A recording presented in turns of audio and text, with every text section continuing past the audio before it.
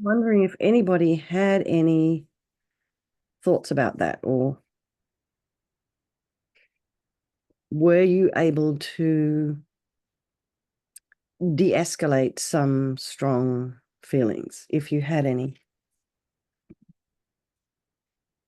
Did anyone have a situation where they needed to de-escalate? Looks like Mary might have. Hi, Linda. Did you want to share it? No? Okay. Would it be helpful for everyone if you did? Oh, only if you were able to de-escalate. Hi, Victoria. Hi, Laurie. You don't have to, Mary.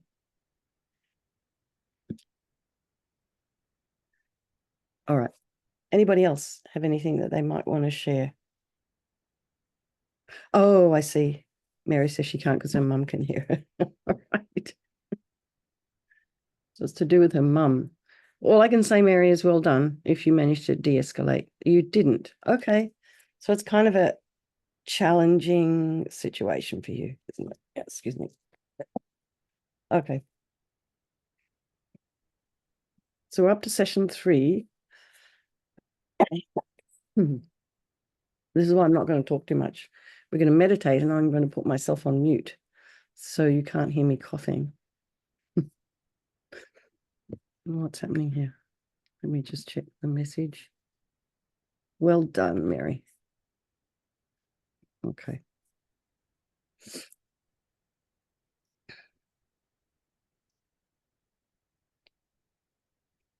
So it's quite simple when you want to de-escalate.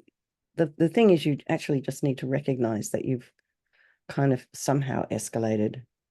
And before you open your mouth or write a text, it might be better just to kind of breathe out and release.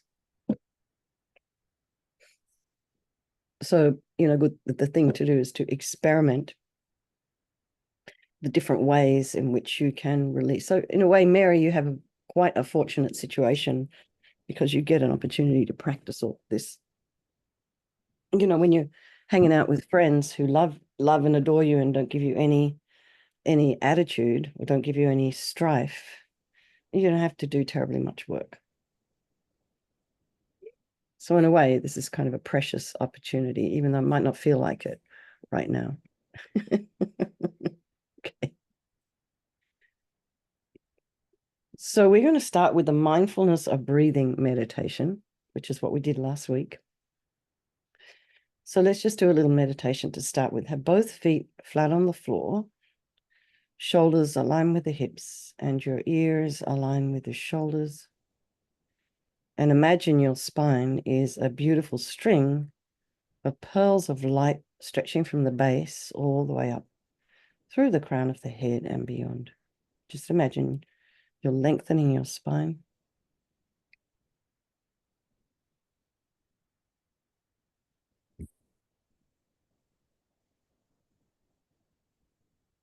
Just relax your crown. Maybe you can feel some sensation there. The forehead, the eyebrows, the eyes, the eyelashes, the nose, the cheeks, the area around the mouth, and relax the jaw and the tongue, the back of the tongue.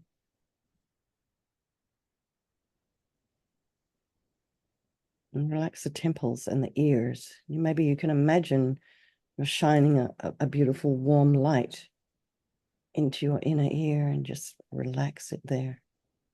It just releases all the little bits and pieces that are inside your ear. And then you'll relax your jaw. So relax the back of the head, maybe put a little bit of length there. So your chin isn't too high, isn't tipped up too high, creates agitation in the mind, or too low. Then you pull your head out of alignment and you start to fall asleep. So if everyone could please just go ahead and mute yourself. Just check that you're muted.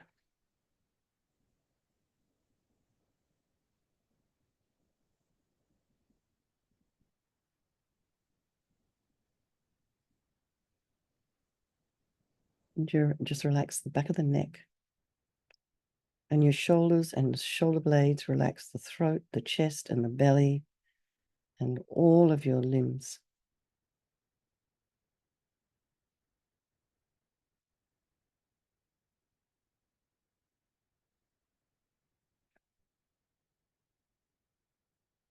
Try and feel the sensations of the feet in the floor, the sits bones in the chair. Now, maybe you notice there's sound in your environment. So just allow those sounds to be there, trying not to follow with the mind.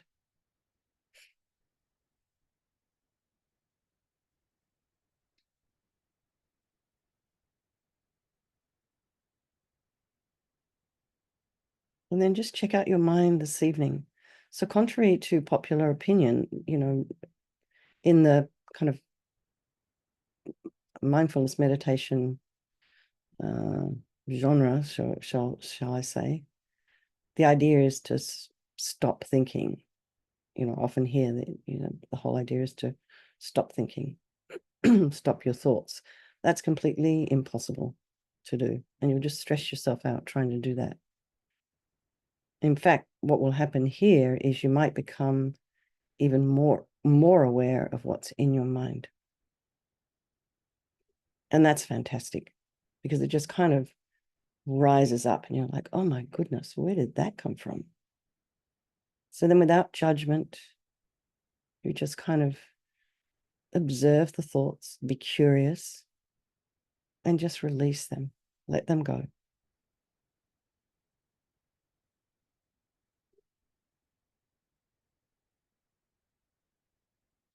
So in the mindfulness of breathing meditation, the sensations of our natural breath are the object of our mindfulness. So we emphasize the practice of mindfulness as the simple act of repeatedly returning our attention to the breath.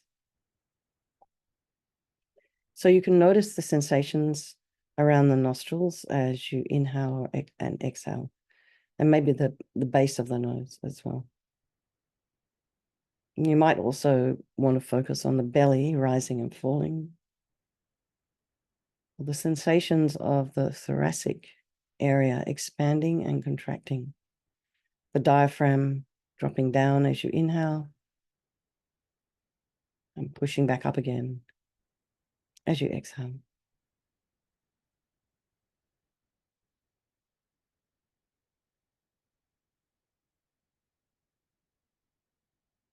It's helpful to think that the more times we are able to return our attention gracefully to the breath sensations, stronger the familiarity connection between mindfulness and the breath will come. We have a very intimate relationship with our breath. It's with us all the time.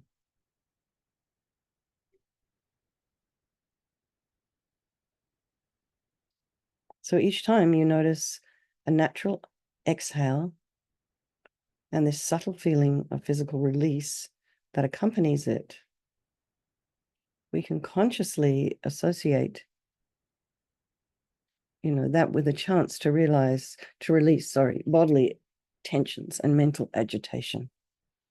And this way we kind of build up a positive association between mindfulness of breathing. And this is true when introspection alerts us to the presence of involuntary reactive thinking or dullness of mind, which is what we looked at last week. It's almost like your introspection is like that mother.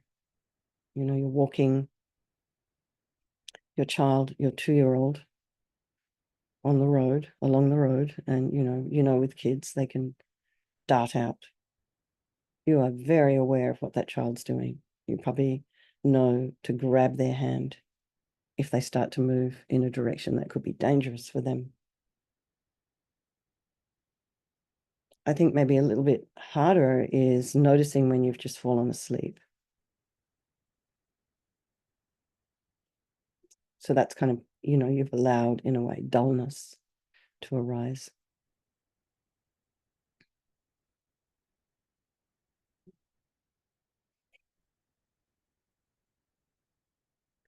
So bring to mind all the people of your life. You start with the ones you love, and then your strangers.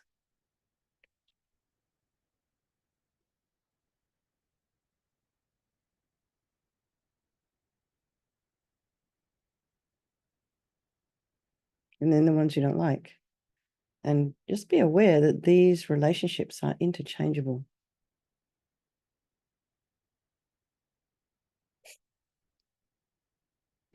Due to impermanence, that friend can become a stranger. The one you don't like can become a loved one. And very often, strangers become loved ones. And, regardless of how you feel about anybody at this moment, they are all equal in their wish to be happy. They wish to be free from suffering and having this extraordinary capacity for a Buddha mind. So we'll do this session today and these meditations for the benefit of all these people of our life, and by extension, all sentient beings.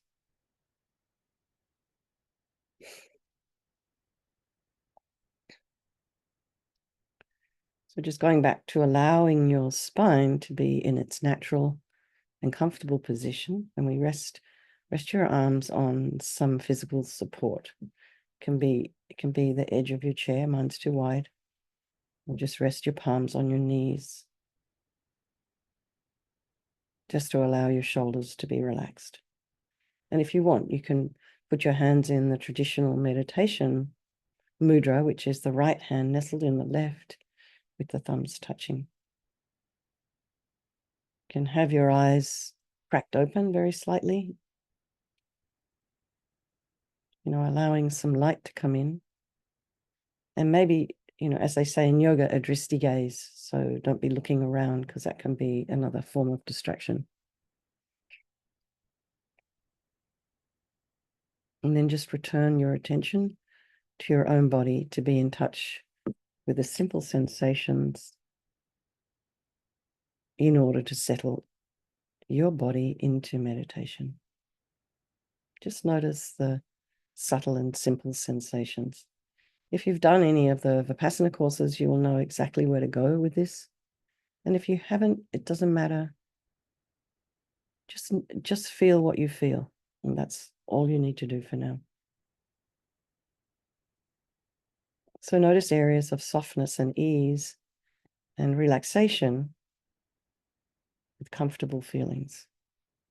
And can you welcome these feelings and allow yourselves to enjoy them while they are there?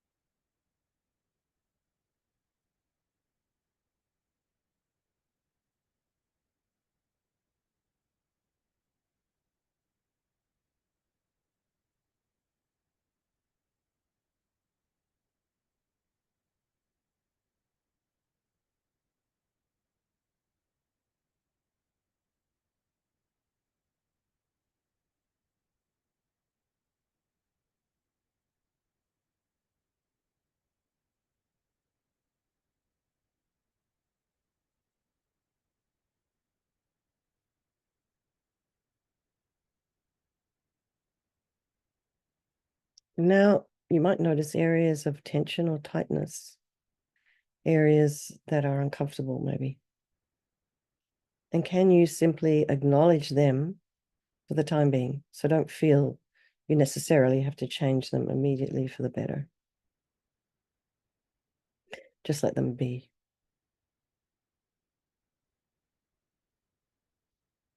So check in Back again with the sensations at the face. Are we tensing up any of the facial muscles? The forehead, around the eyes or jaw? And can you gently relax these muscles and let in a different feeling, one of softness and ease and comfort into our face?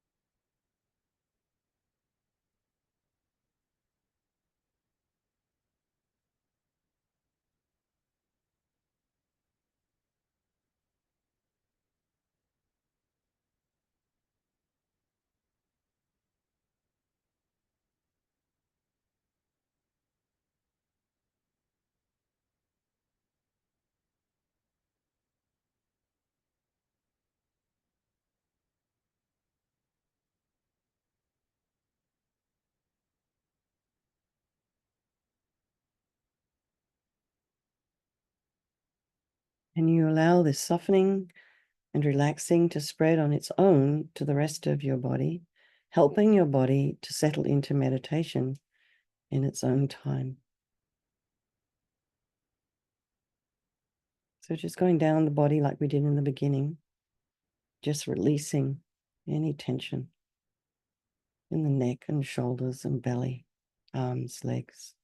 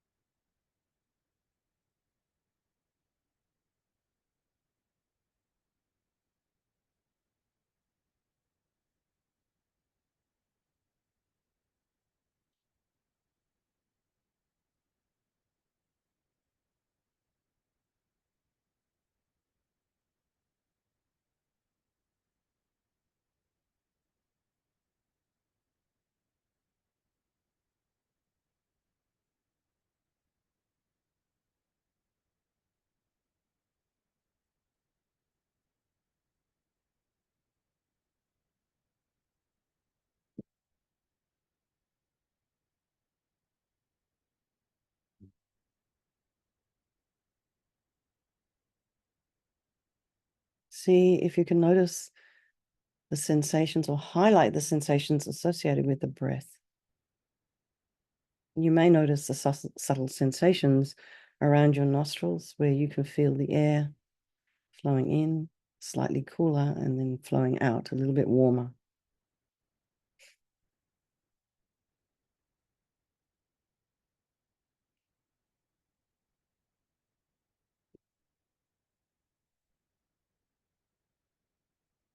Others might notice the movement of the chest, thoracic cavity, expanding and contracting with each breath. And imagine this is a 360-degree expansion and contraction.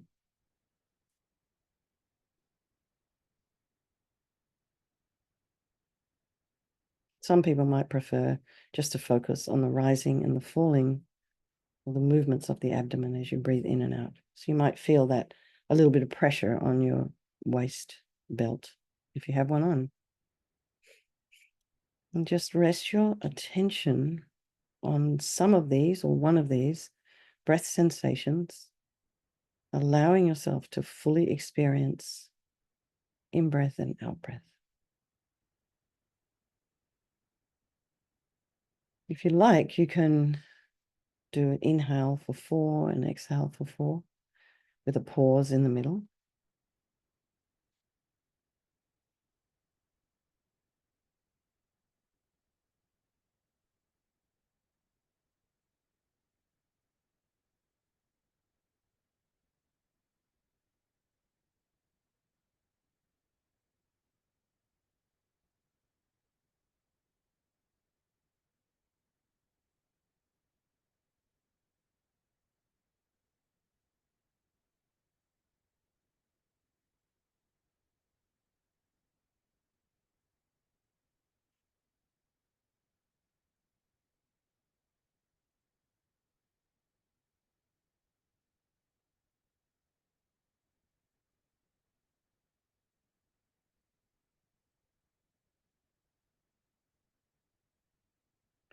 Now rest your attention with our breath. Each time you notice yourself exhaling, use it as an opportunity to release. So if you have a difficult situation at home, you know that you can't change right now. The only thing you can do is to kind of work on your own mind, knowing that due to impermanence, the situation will change eventually. But right now, if you're kind of stuck in a situation that feels uncomfortable, you know, just work on your mind and try.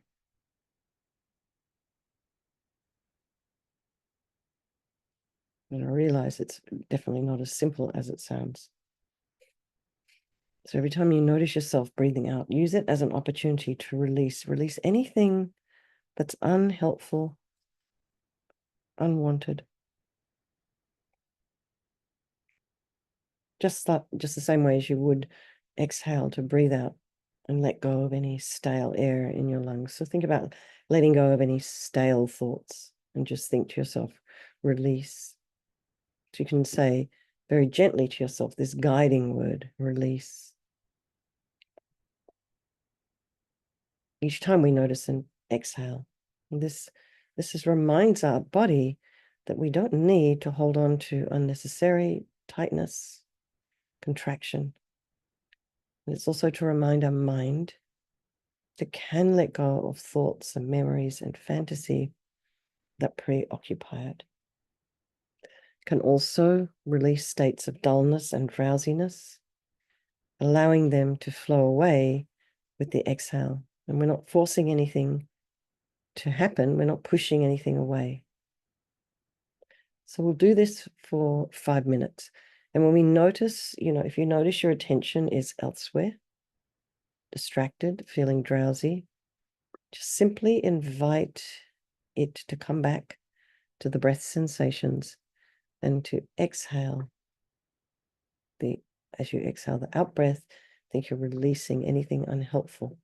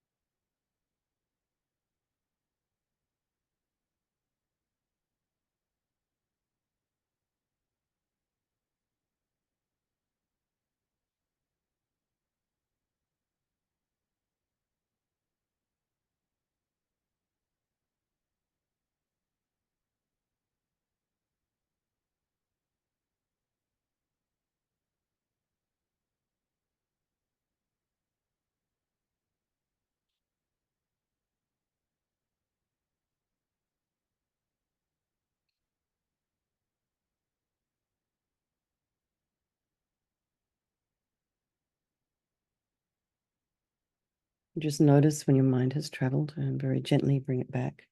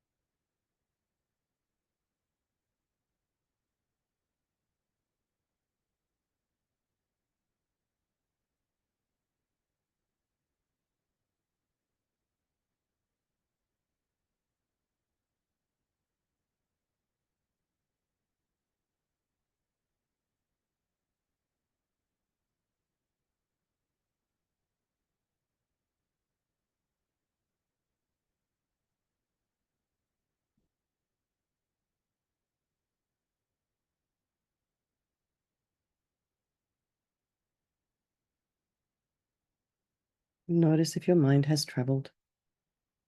Very gently bring it back to the breath sensations.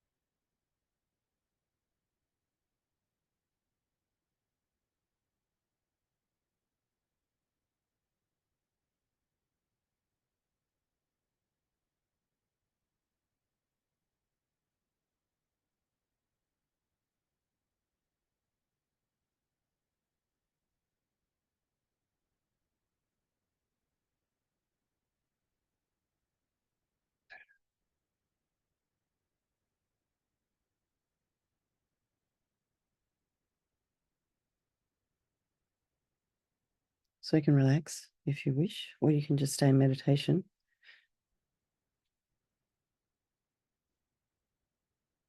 So, through this practice of mindfulness, you can learn to be a little bit more discerning about what's going on in the mind. Thinking that is, when you're sort of thinking about functional, virtuous thoughts versus thinking that's dysfunctional and maladaptive. It's good to notice the difference between the two. So that functional thinking helps us to navigate through different life situations and be a little bit discerning about how best to proceed.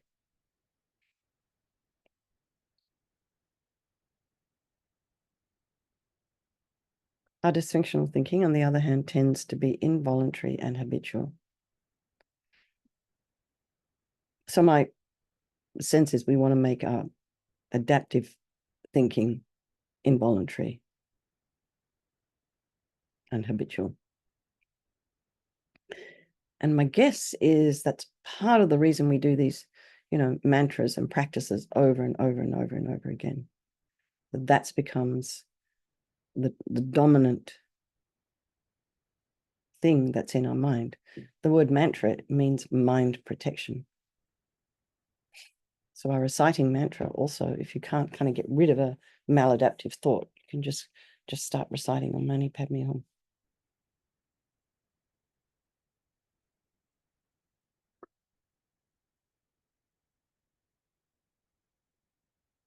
So our maladaptive thinking, involuntary thinking, or involuntary maladaptive thinking is a part of our reactive habits to the circumstances in our life. So if you're really constantly getting annoyed at your brother or something, family member, it's being really irritating, and then you start to ruminate. So when we get distressed over an imaginary future scenario, and these involuntary dysfunctional thoughts are what keep us stressed out, unable to rest or sleep. And and it sustains this kind of tension and agitation in our body and our mind. You know how that feels when you wake up in the middle of the night or very early in the morning and your mind is racing.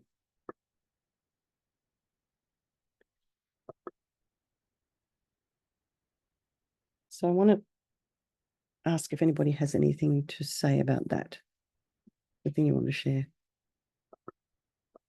about the meditation or any questions? You guys are so quiet and shy. Hi, Laurie, you want to say something? No. Okay, I thought you were ready to speak. Why are you all so shy? Okay, it's okay. You don't have to. All right. So if you don't have anything to say, we're going to move on. So now we're looking a little bit at mindfulness and working with compulsive involuntary thoughts. So your introspection detects the arising and the presence of some kind of compulsive involuntary thinking during your meditation. And you can acknowledge the fact that your attention was drawn into such thinking. So that's when I say, when your mind has started to travel. So in the practice of mindfulness of breathing, the natural out-breath offers this excellent opportunity to practice letting go of such thinking, releasing all of these thoughts from your mind, from your attention. In the same way, we release carbon dioxide from our lungs.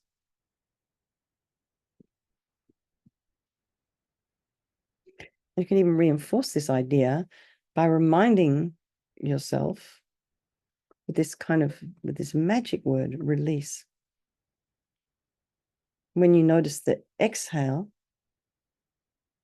think to yourself, release. And then return your attention once again to the breath sensations. And this is one way of cultivation of mindfulness in stabilizing meditation, in kind of concentration meditation, that can benefit all of us, even in the early stages of our practice of mindfulness. And we nurture our mindful focus on a specific object of meditation, such as the sensations or the breath, and practice to release any unnecessary physical sensations and calm mental agitation, particularly when you're getting into this compulsive involuntary thinking. And these are thoughts. Also, be so careful not to give yourself a hard time when you've noticed. It's like, oh, just go, hi, okay, well, that's not helpful. Release. This is kind of a good way to reverse the negative effects of chronic stress and reactivity a lot of us suffer from.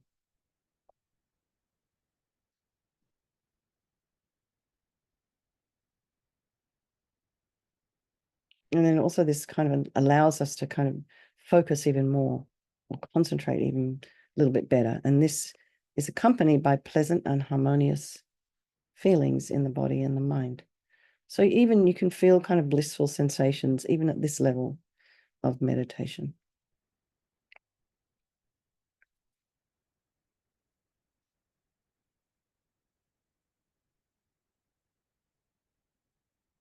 Any questions?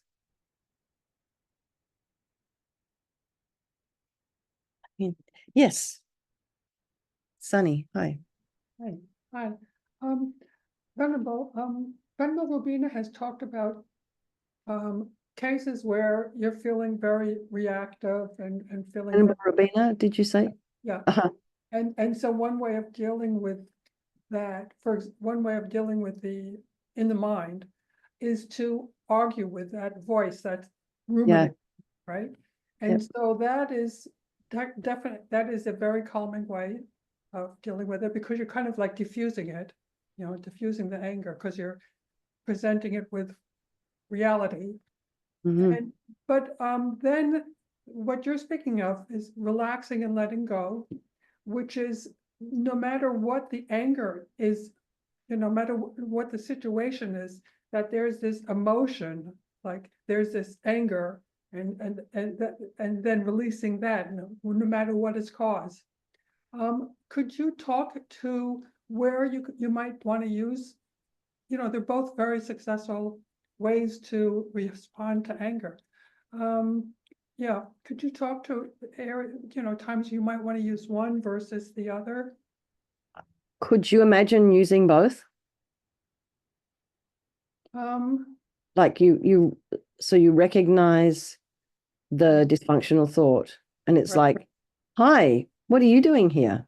Okay, so is this real? Did I eat? Did I sleep? Have I exercised today? This is my chiropractor says. You shouldn't believe anything that's in your mind unless you've slept eaten, or exercised. So if you don't have those three things in place, it's a good idea to very much question what's going on in your mind.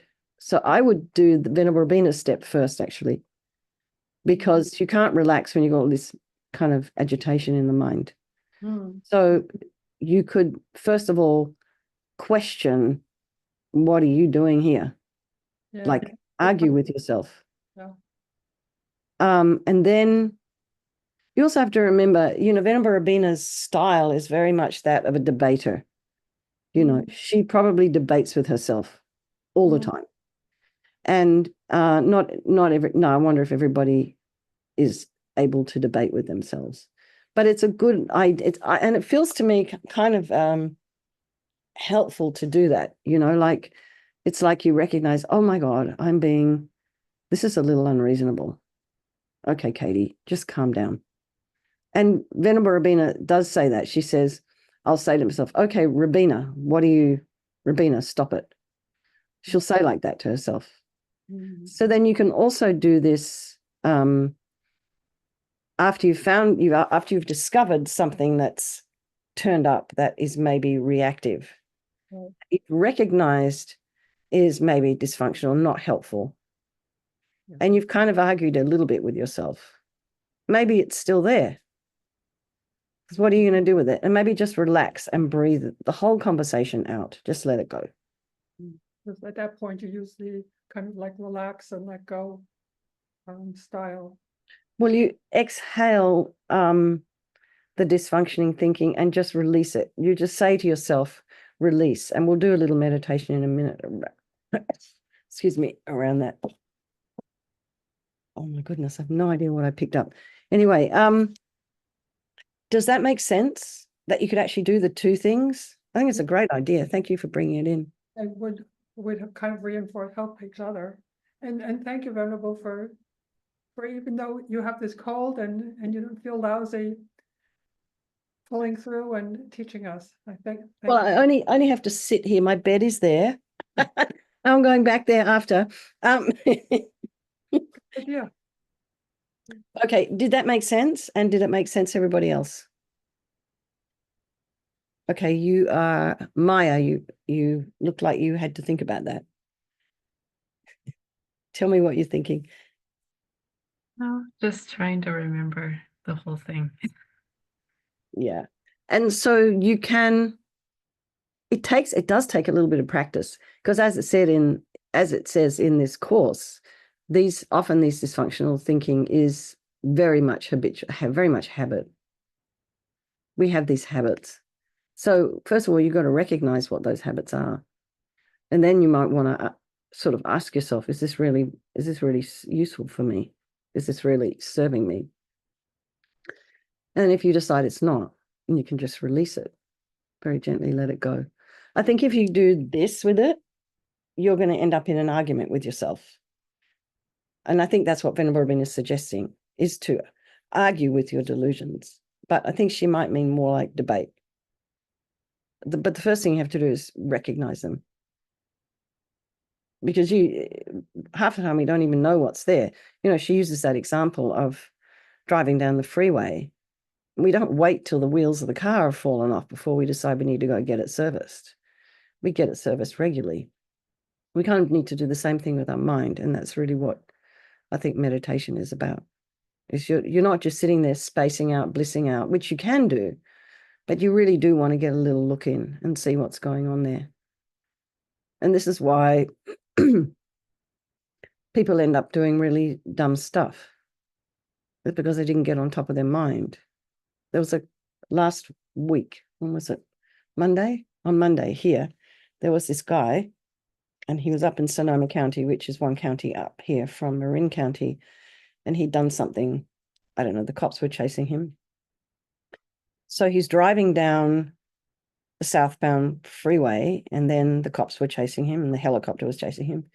And then for some reason, he decided to get off the freeway and drive south on the northbound freeway. So then what they did was, yeah, exactly. It was just like, you have to be joking. And I was I was on the southbound freeway going to drop some things off back at a store. And I saw that traffic was not slow. It had completely 100% stopped, and the cops had stopped it. And so what the cops had to do in the end was this guy was just at this point had decided to drive into stationary northbound traffic, and the cops could see what was happening. So they rammed him into the barrier at the side. But for me, it's like, how do you get to that point where you think that's kind of a good idea? And I don't know if any of you watch Vera. Vera is this British show where it's a British crime show. And at the end of every single episode of Vera, me and Ben Angie like to watch it. So, anyway, in the end of every single episode of Vera, someone has done something, usually killed somebody, and it was like completely unnecessary. They had got the story every single time. It's like, you got the story wrong. You misunderstood the situation. And I always think about this, in terms of, our own thinking. It's kind of like, if you had got on top of your mind before you made that decision, it would never have happened and your life wouldn't have been ruined. So they are extreme examples, but it is something worth thinking about, is to have a look inside your mind.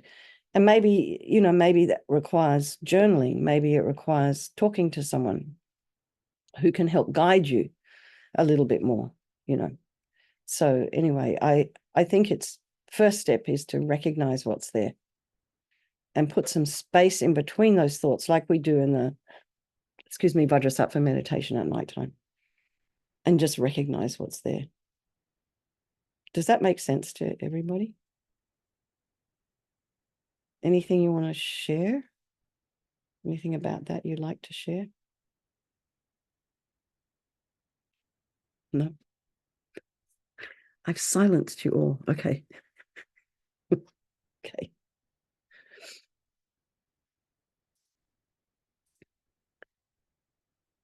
So now we're going to think about discerning wisdom and mindfulness. So discerning wisdom kind of maps onto what we were just talking about. It's essential in this development of wisdom and refers to the mental quality that clearly discerns certain characteristics, good and not so good, of an object that you're looking at. Could be the mind. And mindfulness helps to hold our attention on the object so we can kind of investigate it and analyze it. And then we come to a conclusion regarding that object. And mindfulness familiarizes us with that conclusion. So we deepen our understanding and knowledge of that object.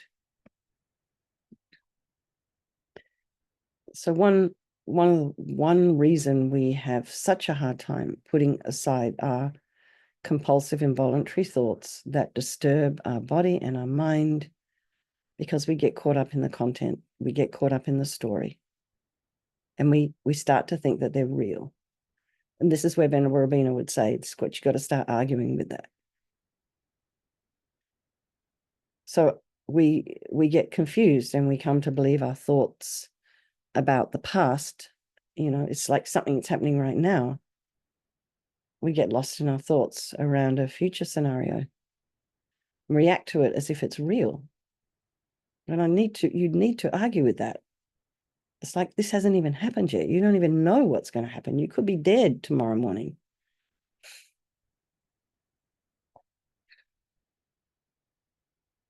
We don't realize that our attention often is already involved in this thinking, and so no longer in touch with being present. So this is also something that happens when you start thinking about the present and the past and the future. You are not present for yourself. You're not able to show up for your friends, your family, your loved ones. You're kind of like off in la la land. So with mindfulness and discerning wisdom, we can learn to differentiate between the different types of objects our mind engages, such as sensing different tactile sensations, including the breath, hearing sounds, thinking in words and images, and so on. Most of us are not aware of the power of our thinking, especially those compulsive involuntary thoughts that we really, really believe in. And without question, because we believe in it, we follow through with it, like that guy driving down the freeway. I mean, not only was he putting everybody in this really dangerous situation, it was like everybody was trying to get home. It was just a mess. And then when I tried to go home the back way, everybody else who lives near where I live was also trying to go around the back way. So it was just, cars were blocked up everywhere. It was just really, he made it very difficult for everyone.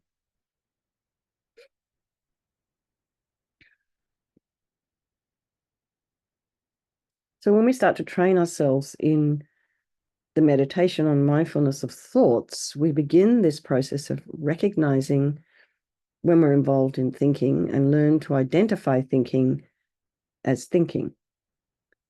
So, we do this sometimes in our meditations. You can just say to yourself, oh, I'm thinking, nothing else. And discerning thoughts help us to put the contents of these thoughts a little bit into perspective. So we start to realize that what's being said in those thoughts, we're saying to ourselves, might not necessarily be true. So if you have this idea of, if you're struggling with self-critical, judgmental thoughts,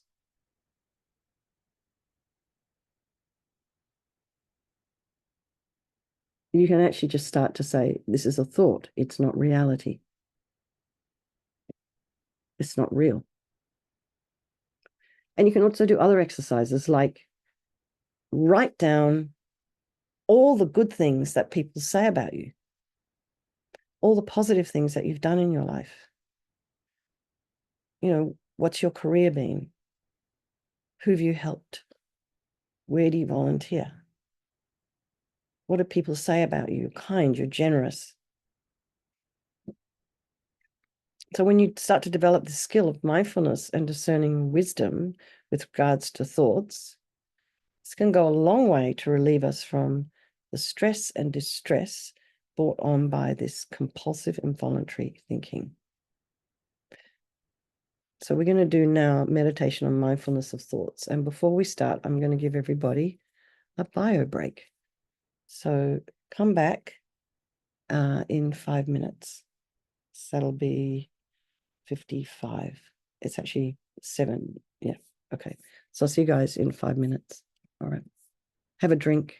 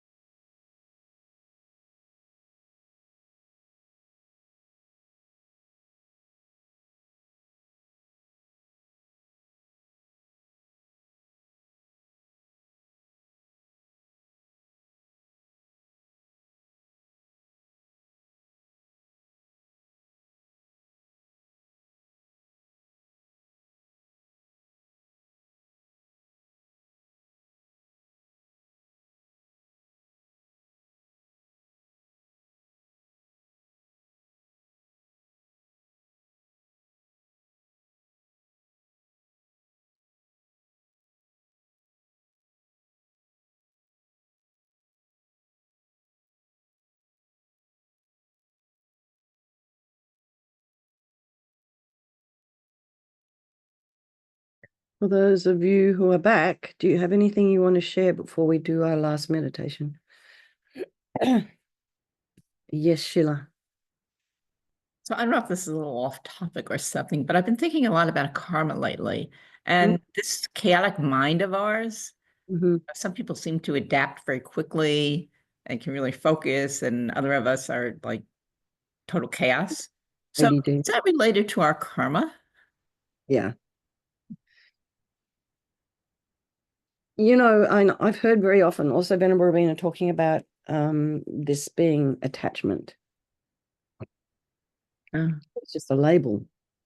But there are also things that we can do. There's also herbs you can take to help physically calm that kind of thing down, and also exercise that can be done to sort of help ground us, So it's definitely, everything we say and do and think creates a karma.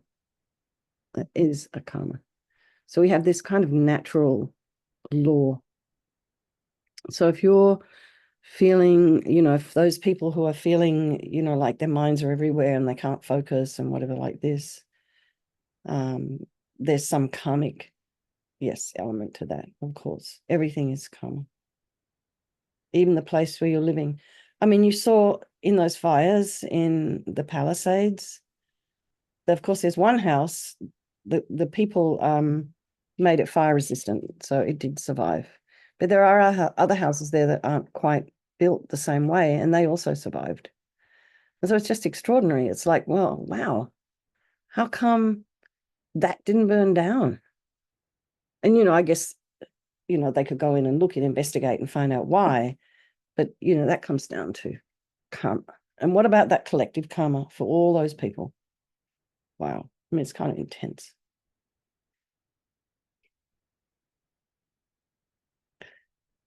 Did that make sense?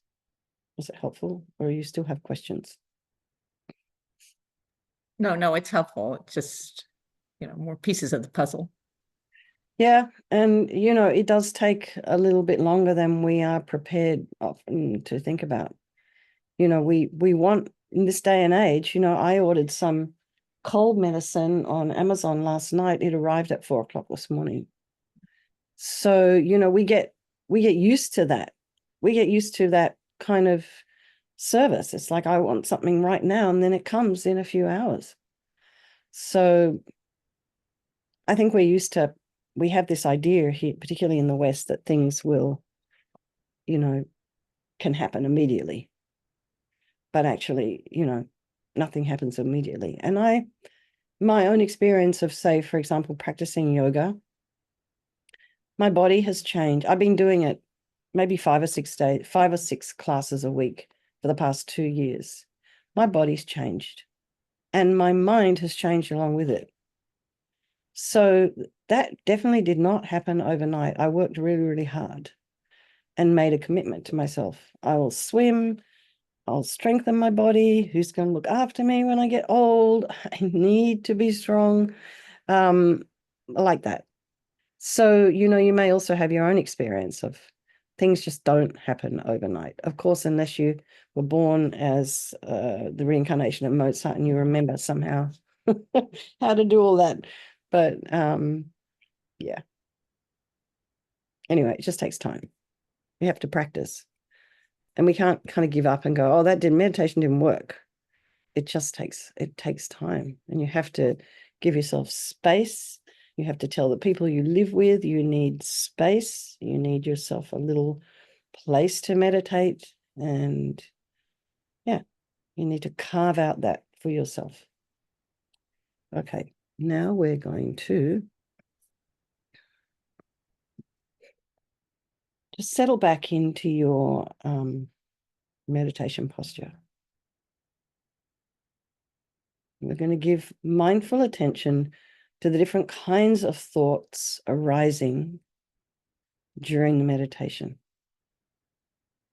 And to kind of support this, we're going to make use, excuse me, of our breath sensations as a support or an anchor for our attention,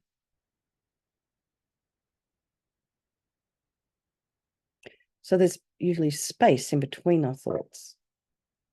And when, maybe you find yourself feeling dull or drowsy, return your attention to the breath and steady it. And it becomes like a point of reference to help us discern our thoughts without getting caught up in them. So think about your breath as a friend, your companion that will accompany you on this mindfulness journey without feeling that we must constantly focus on it at all time. So when we facilitate this process of discernment, we can start by making a note in our mind, such as thinking.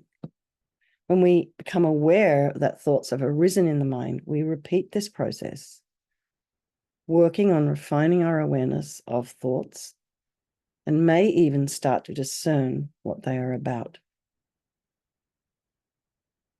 And when we become more proficient in this process of recognizing thinking as thinking, we can refine our power of discernment and differentiate the different types of thinking our attention is involved in.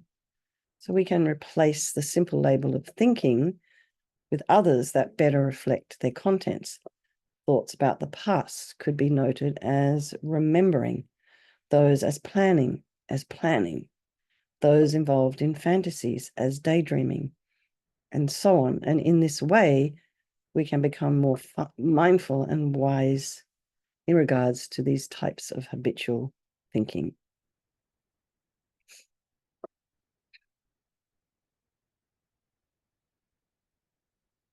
So I think just as a little motivation,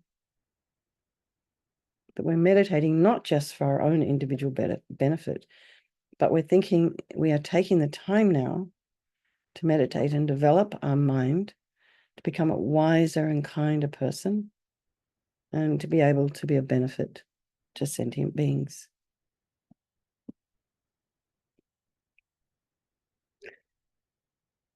So just make sure you're sitting comfortably in a nice aligned body. You can also lie down if you need to. Like lying down on your back, maybe with your knees up and feet underneath the knees. So allow your spine to be in its natural and comfortable position. And you can rest your hands and arms on the physical support, allowing your shoulders to be relaxed. And keep your eyes open or closed. If they are open, maybe just crack them open a little bit, allowing some light to come in, but don't focus on anything. And now return your attention to your own body to be in touch with the simple sensations there in order to settle your body into meditation. So if you like, you can start at the top of the head and just move down. So we'll do this for maybe 3 or 4 minutes.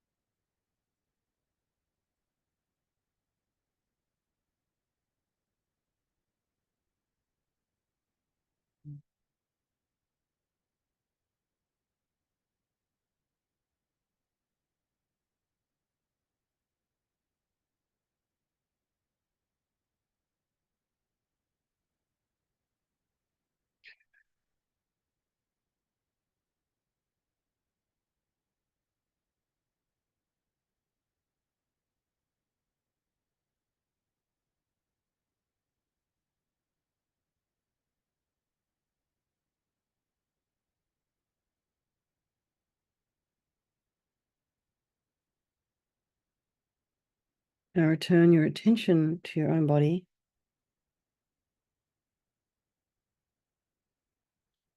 Notice the sensations again. Notice the areas of softness and ease and relaxation.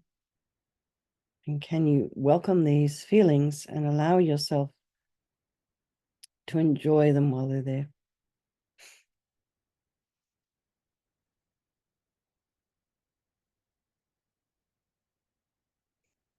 Then notice areas of softness and ease and relaxation with comfortable feelings.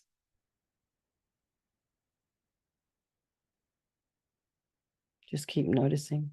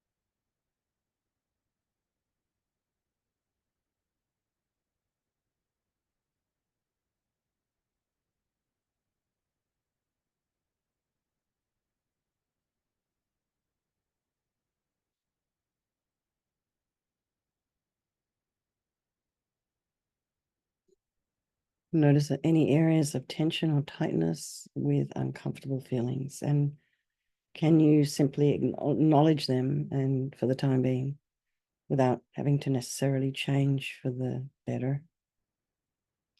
Just let them be.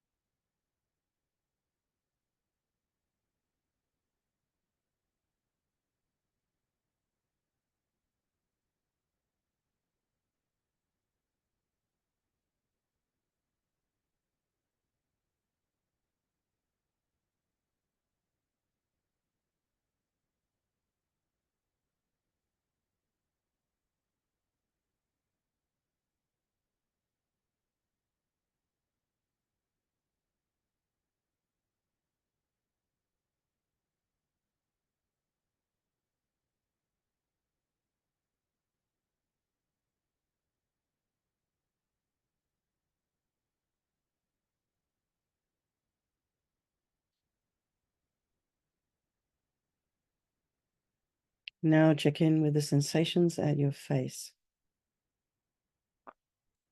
Are you tensing up any facial muscles around the forehead, around the nose, around the jaw?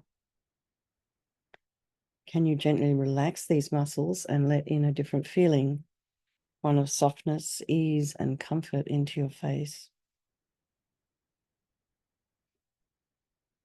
And then can you allow this softening and relaxing to spread on its own to the rest of our body, helping our body to settle into meditation in its own time?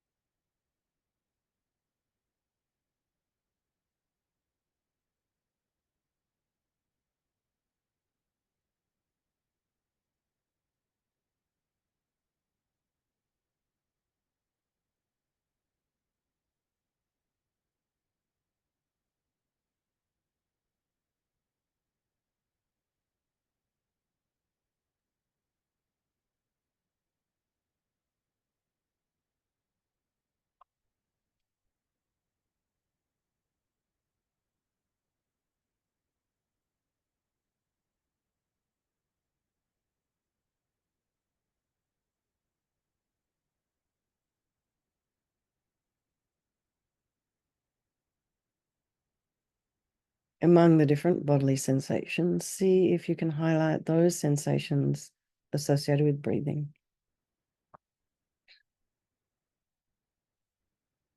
You may notice the subtle sensations around the nostrils, where you can feel the air flowing in and out of the body,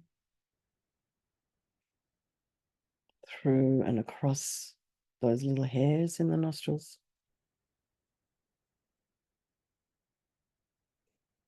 Others may notice the movement of the chest expanding and contracting with each breath, the diaphragm falling down as you inhale, coming up as you exhale, your chest, your ribs expanding in a 360-degree, in 360 degrees as you inhale.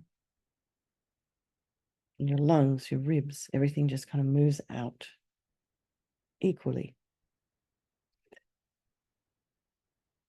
And rest your attention here with your breath.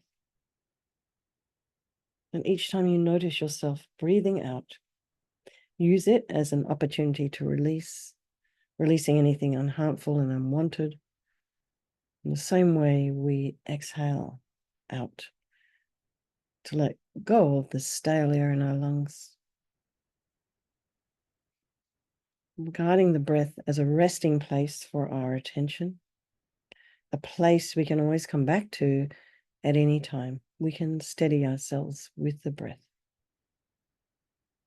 So we'll meditate like this for 5 minutes, just on the breath.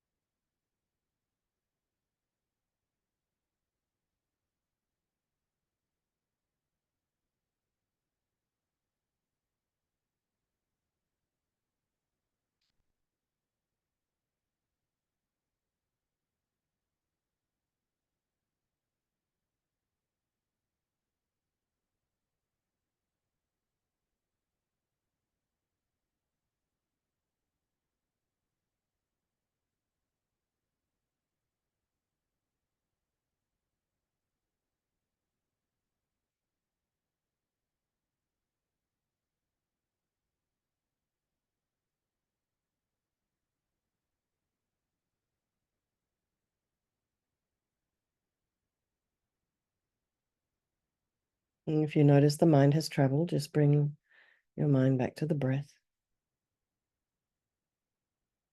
If you wish, you can inhale for a count of 4, 3, 2, 1, and pause, and then exhale for 4.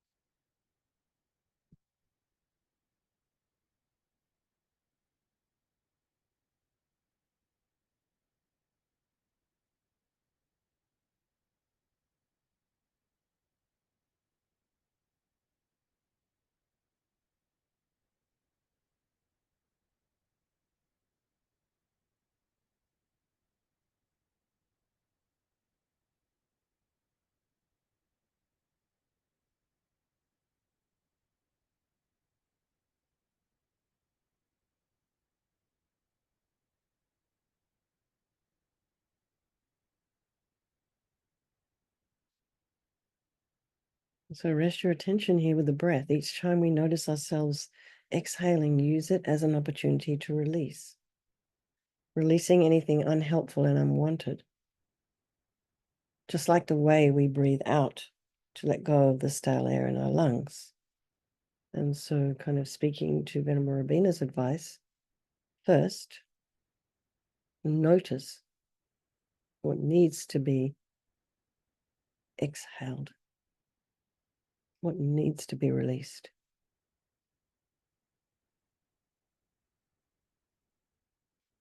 You're taking up rent in my brain. You're taking up rent in my mind. I'm releasing you.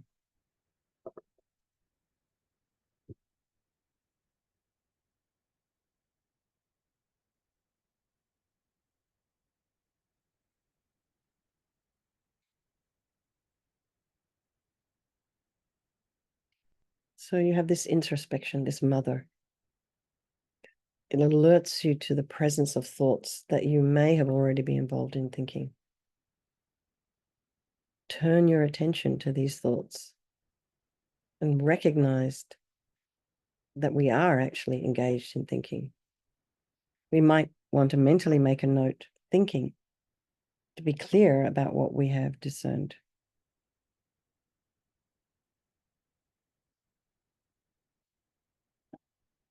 So for this meditation, don't get caught up in the content of the thoughts,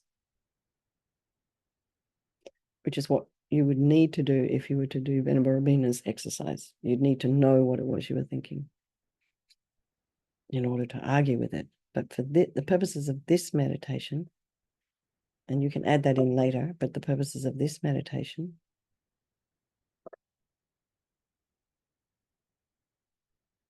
don't get entangled in the contents of the thoughts, and gently return your attention to the breath and release those thoughts in the out breath.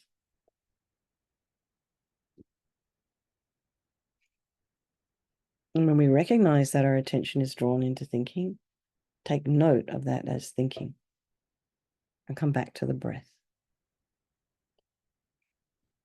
So we'll do another 5 minutes just thinking about that.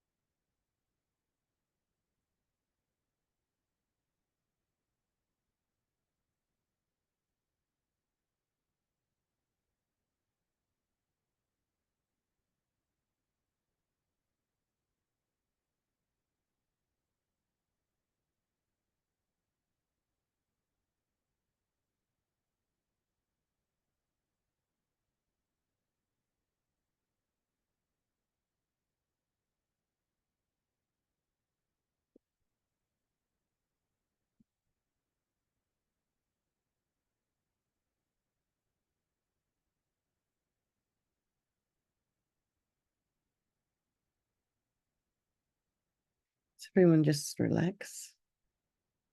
And I just wanted to acknowledge Mary, what you're having to deal with there. So Mary put in the chat to everybody, her mum has what's called sundowner's syndrome, which is a form of dementia. And you're just not in your right mind when you have this form of dementia. Well, any form of dementia. And I kind of feel that I know there's all this research on brain and neurons and things getting solid inside the brain. But, I think if we're able as much as possible to counteract some of this negative self-talk, some of this negative dysfunctional thinking, we might be able to ward off some of that. Oh, Eric lost your dad to dementia. I'm sorry to hear that. And my father, at one point, we had him at home, and he got expelled from old people's daycare because I don't think they had the wherewithal to deal with him. Same. Yeah, he got because he was trying to propose to some of the other old ladies there, and they got a bit scared. So the day that Dad got expelled, he was brought home in the big old van, and he refused to get out of the bus. Absolutely refused. No one could get him out. Except we had a housekeeper, her name was Mrs. Cole, same name as us. And she loved my father, she'd been working for us for many, many years. And she came and talked him into having a cup of tea. And so we were able to calm him down, but he was a bit distressed at being expelled from the daycare. I suspect they weren't very skillful with him, but it was heartbreaking for me because my dad was a doctor and a pillar of the community and all this and blah, blah, blah. And he got to that point in his life, it was just heartbreaking. Anyway, dementia is a really awful disease. If any of you've had it in your family, yeah. But I do think that if we are able to spend a little bit of time, attending to our mind, like Venerable Rabina said, arguing with our mind, not necessarily believing everything that's there unless we've exercised, eaten, or slept. Kind of love that. Yep. So anyway, that's my thoughts. Oh, your mum was in nurse. Did she get expelled from there as well? Oh, yeah. Judith, Judith, for some of you have been coming to the Vajrasattva meditation. She had an experience with a CNA there, and she disclosed it to me, and she was very uncomfortable and unhappy about it. And she asked me, what should I do? And I said, there's two things. There's the Dharma, and then there's what's appropriate behavior in a facility like that. And that wasn't appropriate behavior. So you need to tell someone, oh, and I went back the next day. I was ready to, put a restraining order in her room, like it's just, she's never been treated like that before. So I think she was a little bit, couldn't make sense of it. Anyway, she had talked to somebody there, and then they made the situation okay. But it's not always clear what happens to your loved ones when they are in those facilities, and particularly if their mental state is a little bit unstable. Like her mind is very clear, but if you're dealing with someone with dementia, you don't know if what they're saying is even correct. And of course, it's going to be their word against the other person. So I think for those of you, for Mary, you've made the decision to keep her at home. That's extraordinary. Yeah. But sometimes you can't because of the weight of the person. What's the oxycodone? Oh, wow. Huh. You took her off that though, right? Yeah. Being high as a kite. Okay, everyone. So my voice is going, And I wanted to ask if anyone has any questions or there's something they want to share or talk about, anything that was raised for you during the meditation. Oh, Eric, you moved. Oh, hi, Eric. Yes. Can you, where are you going? You're moving all over the place. There you go. Can somebody unmute Eric, please? I I can unmute myself. Mm-hmm. Yeah, I kind of trapped in my thoughts on that last one, but I think uh, um, I was I couldn't get the thought out of my head of you had said something about think of all the wonderful things folks have said about you, and yeah, I'm don't think of myself as being in that situation necessarily. I've been, notoriously a bit of a prick in small ways to people. So, I kind of got stuck in my thoughts in terms of, and frankly, like my study of the Dharma in regards to karma tends to lead me to the situation of like, well, I do deserve all this. So I'm Sorry, kind of, say that again. I'm sorry. What did you say just then? I didn't My catch study that. of my study of Buddhism and such so far, and karma has me often going to the conclusion that, well, I do deserve all this suffering. So Oh, yeah, so I Eric, get a little trapped in that little loop. can you come to our Vajrasattva meditation at night time? Yeah, apparently. If you can come, Sheila comes. I know are you in the East Coast? I am in Brooklyn. Oh, so it's 11:30 at night. Sorry, 11 at night, 11 to 11:30 for you. But if you want, you can also do it it's kind of, they post it up on YouTube. So, one of the things that was really cool when at one point when I was working for Venerable Rabina in San Francisco, I was teaching in the prison out here, Sierra Rehabilitation Center, something. I didn't know how they could call a prisoner rehabilitation center. Anyway, we had a wonderful chaplain out there who I still am in contact with on Facebook. And he's such a human guy. Anyway, he had I did the Vajrasattva practice with all these guys in the prison. And they were so relieved to have been able to do that practice. They were just like, oh, you mean there is something I can do? Do you know? And it was like, they were just visibly relieved to have something, have some kind of redemption, And I saw that they're using the prisoners to fight the fires down in California, down in Southern California. And some of them are like, this is a way in which I can give something back because I've been an asshole. But it is also for you. You can't be all bad. You can't be always a prick.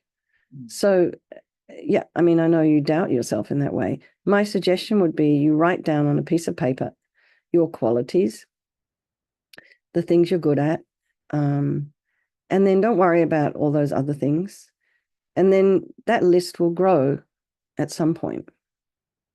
Do you know what I mean? There may be people in your life who see you differently to you. Oh, and Mary's sending everybody the link.